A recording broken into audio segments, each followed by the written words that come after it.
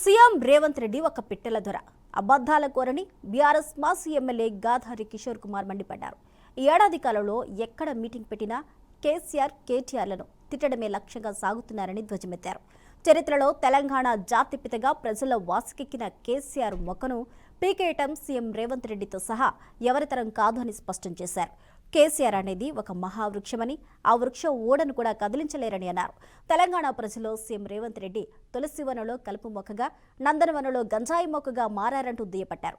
భద్రతా సిబ్బంది లేకుండా మూసీ ప్రక్షాళనతో పాటు ధాన్యం కొనుగోలు కేంద్రాలకు వెళ్లే ధైర్యం లేదని, ఒకవేళ వెళితే ప్రజలు బట్టలోడదీసి కొడతారని అన్నారు. ముఖ్యంగా మూసీ ప్రక్షాళనకు తాము వ్యతిరేకం కాదని, అసలు దీన్ని తెరపైకి తెచ్చిందే బీఆర్ఎస్ అధినేత కేసీఆర్ అని పేర్కొన్నారు. 16,000 కోట్ల బడ్జెట్ ఆనాడు కేటాయించినట్లు గుర్తు చేశారు. తెలంగాణ రాష్ట్ర ముఖ్యమంత్రి అబద్ధాల కోరు, అబద్ధాలకు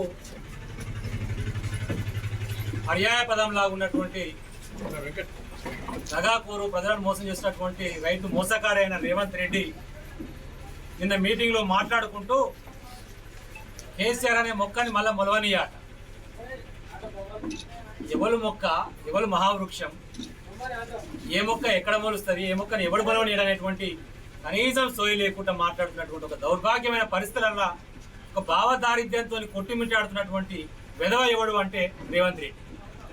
ఎందుకంటున్నానంటే ఈ మాట విధవ అని, ఈ రోజు వరకు పెట్టినటువంటి ఏ మీటింగ్ అయినా దాదాపు ఏడాది కావస్తుంది. అది కాంగ్రెస్ పార్టీ మీటింగ్ అయినా, అది గవర్నమెంట్కి సంబంధించిన మీటింగ్ అయినా, అది పబ్లిక్కి సంబంధించిన మీటింగ్ అయినా, ఏ మీటింగ్ అయినా వాళ్ళ వాదన ఒకటే, ఆవు కథ లెక్క. అటు తిరగాలి ఇటు తిరగాలి, కేసీఆర్ గారు తిట్టిపోవాలి. కేసీఆర్ని తిట్టడంతో ఉపన్యాసం తప్ప కేసీఆర్ అనేటువంటి పేరు తలుచుకోకుండా వారి జీవితం స్టార్టే కావట్లేదు.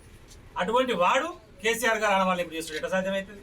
తెలంగాణ రాష్ట్ర ఏర్పాటు, తెలంగాణ జాతిపిత, చావు నోట్లో తలబెట్టి తెలంగాణ సాధించి 10 సంవత్సరాలు నిర్విరామంగా శ్రమించి అత్యద్భుతంగా తెలంగాణను అభివృద్ధి పదంలో తీసుకుపోయి తెలంగాణ అభివృద్ధి రేటును పెంచి, వృద్ధి రేటును పెంచి, వ్యవసాయ వృద్ధి రేటును పెంచి, నా ఒక్క తుంగతుర్తి నియోజకవర్గంలోనే దాదాపు 1,20,000 ఎకరాలకు గోదావరి